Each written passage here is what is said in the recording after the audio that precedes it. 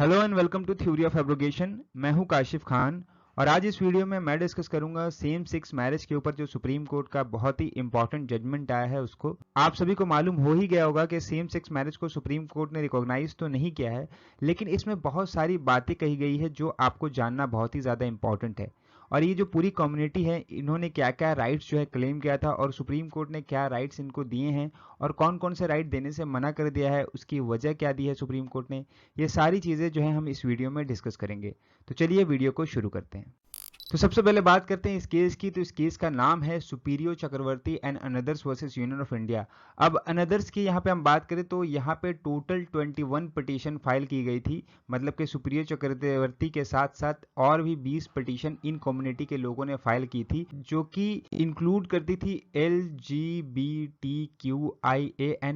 Community. ये अपने आप को इस तरीके से रिप्रेजेंट करते थे, क्योंकि इन्होंने कहा था कि ये जो इतनी कम्युनिटी है, सिर्फ इतनी नहीं है, इनके अलावा और भी 72 कम्युनिटी हैं जो बिलोंग करती हैं। सो ये जो डिमांड है सेम सेक्स मैरिज को रिकॉग्नाइज करने की, ये demand I after the supreme court decision on 7 सितंबर 2018, जब सुप्रीम कोर्ट ने नवजीत सिंह जौहर वर्सेस यूनियन ऑफ इंडिया के केस में डीक्रिमिनलाइज कर दिया सेक्शन 377 ऑफ आईपीसी को। तो उन्होंने जो है इन कम्युनिटी को साथ में रहने के लिए तो अलाउ किया, लेकिन साथ में रहने के बाद वो शादी अगर करती हैं तो शादी को रिकॉग्नाइज नहीं किया यहाँ पर।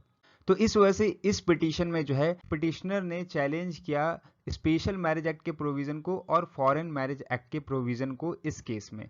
और यहाँ पे इन्होंने हिंदू मैरिज एक्ट 1955 के प्रोविजन को भी चैलेंज किया था, लेकिन सुप्रीम कोर्ट ने यहाँ पे कहा कि हम किसी रिलीजन में नहीं जाएंगे, यहाँ पे हम किसी रिलीजन को नहीं देखेंगे इस कम्युनिटी के माध्यम से। तो उन्होंने यहाँ पे इस चीज़ को फिर हटा दिया, टेकन अप कर लिया यहाँ पर। अभी फिलहाल जो चैलेंज किया गया था वो स्पेशल मैरिज एक्ट के प्रोविजन को चैलेंज किया गया था और फॉरेन मैरिज एक्ट के प्रोविजन को चैलेंज किया गया था, क्योंकि ये जो है अलाउ करता था marriage between heterosexual persons. Okay, so दो जो अलग सेक्स के पर्सन होते हैं उनके बीच में सिर्फ अलाउ करता था। ये जो LGBTQIA और इसके अलावा जो कम्युनिटीज़ हैं उनमें जो है मैरिज ये अलाउ नहीं करता था।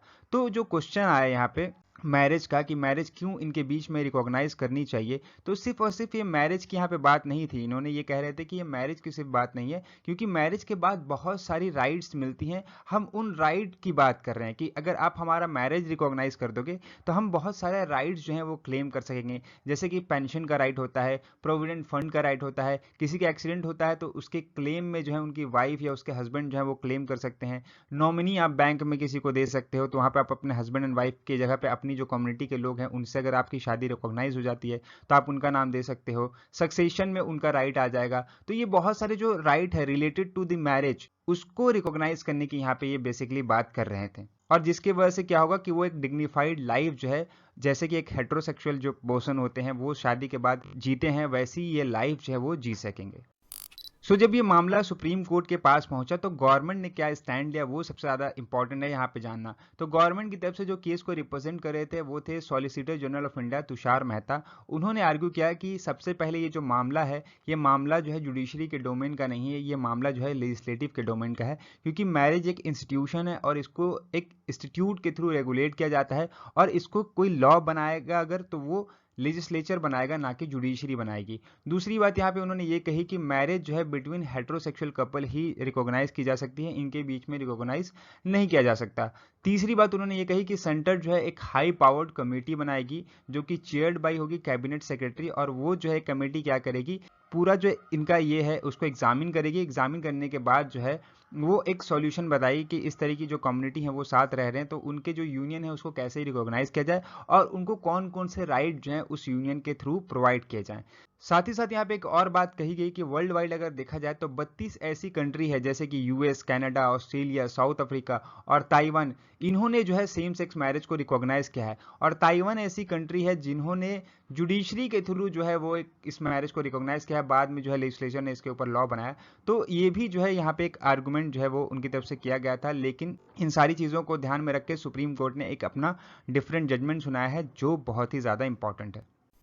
सो ये जो पूरी कम्युनिटी है LGBTQIA+ की, इनमें बहुत सारे लोग आते हैं, जैसा कि आप स्क्रीन के ऊपर देख सकते हैं। हर किसी के अलग डेफिनेशन है और हर किसी की जो सेक्स की जो इंटेंशन है उनकी और उनका जो चॉइस है वो डिफरेंट है, इस वजह से उनको अलग अलग कम्युनिटी में रखा गया है। यहाँ पे एक प्लस भी बहुत इंपॉर्टेंट रखता है, क्योंकि प्लस के बारे में ये कहा गया है कि यहाँ पे और भी 72 ऐसी कम्युनिटी हैं जो इनमें आती हैं, जो इस प्लस में आती हैं।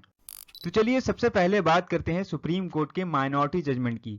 सुप्रीम कोर्ट के माइनॉरिटी जजमेंट में थे chief justice of India DY Chandrachud और जस्टिस एस के कौल जी। इसमें जो चीफ जस्टिस ऑफ इंडिया थे उनका जो कहना था ये था कि जो मैरिज है वो स्टैग्नेंट नहीं है और अनचेंजिंग इंस्टीट्यूशन नहीं है। मतलब कि मैरिज को देखा गया है पुराने टाइम में भी कि बहुत सारी चीज़ें उसमें चेंज की गई है, जैसे कि जो बाल विवाह था, सती प्रथा था, इन सारी चीज़ों को उससे हटाया गया है। तो मैरिज में चेंजेस किए जा सकते हैं टाइम टू टाइम। वहीं पर इन्होंने ये भी कहा कि जो सेंटर ये कह रही है कि ये जो मामला है वो पार्लियामेंट का है और यहाँ पे सुप्रीम कोर्ट इंटरफेयर नहीं कर सकती है।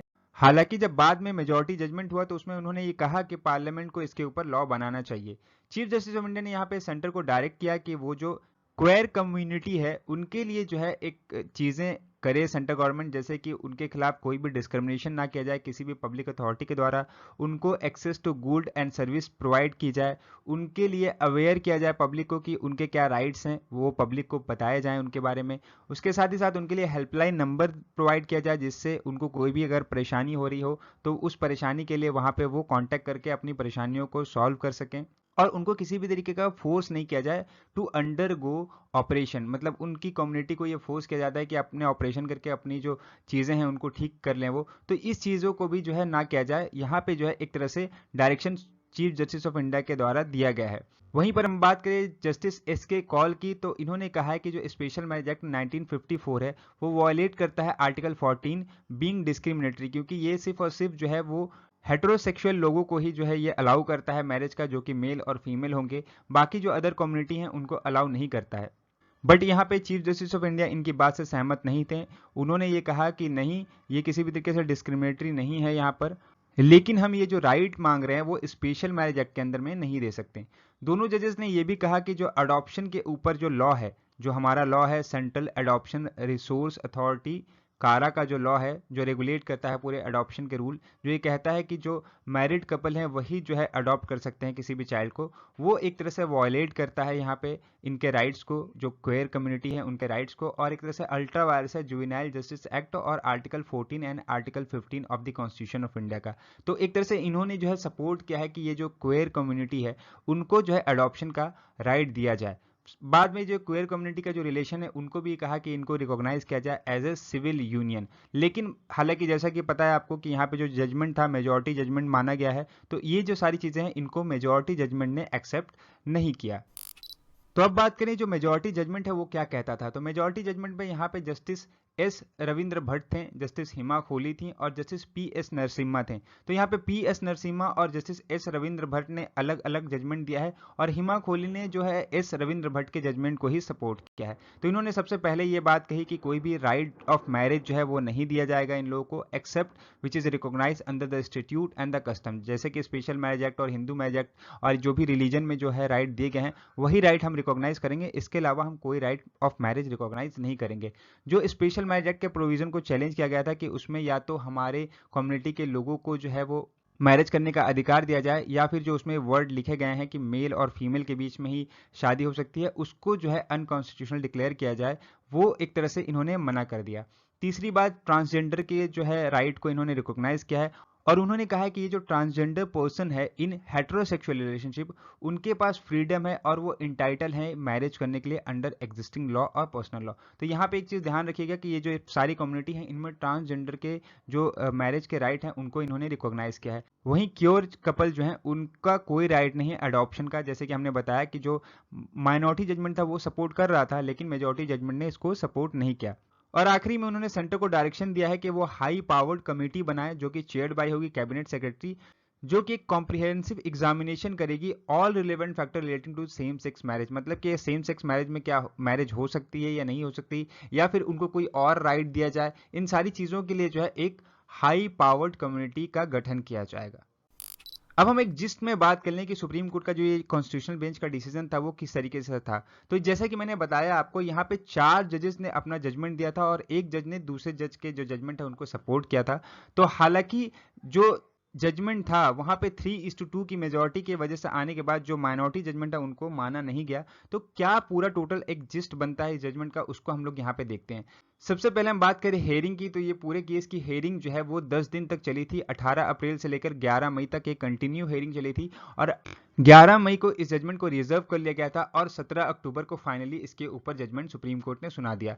सुप्रीम कोर्ट ने यहाँ पे कहा कि जो सेम सेक्स मैरिज है उसको हम रिकॉग्नाइज नहीं कर सकते under special marriage act, because इसके लिए हमें बहुत सारे लॉज में चेंज करने पड़ेंगे। जैसे कि वो भी लोग यहाँ पे कह रहे थे कि हमको अगर मैरिज का राइट दे दिया जाएगा तो बहुत सारे जो अदर राइट्स है वो भी हमें मिल जाएंगे। तो इसलिए जो है इन्होंने यहाँ पे इसको रिकॉग्नाइज करने से मना कर दिया और कहा कि ये जुडिशरी के जुडिक्शन में नहीं आता है, ये जो है लेजिस्लेचर के जुडिक्शन में आता है और आपको लेजिस्लेचर के पास जाना चाहिए, लेजिस्लेचर इसके ऊपर एक लॉ बनाएगी।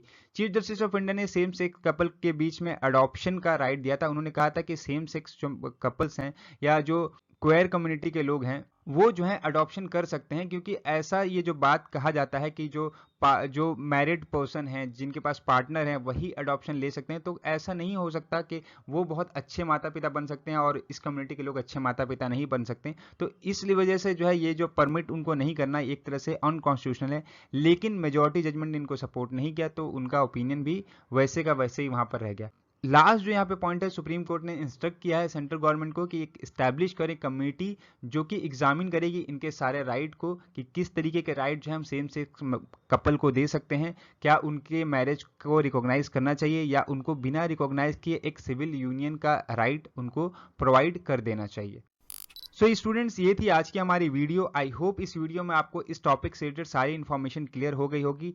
आपका क्या राय है इस कम्युनिटी को राइट नहीं देने के ऊपर और इस कम्युनिटी को राइट देने के ऊपर, आप हमें कमेंट बॉक्स में जरूर बताएं। मिलते हैं इसी इंपॉर्टेंट वीडियो के साथ, तब तक के लिए goodbye and have a great day.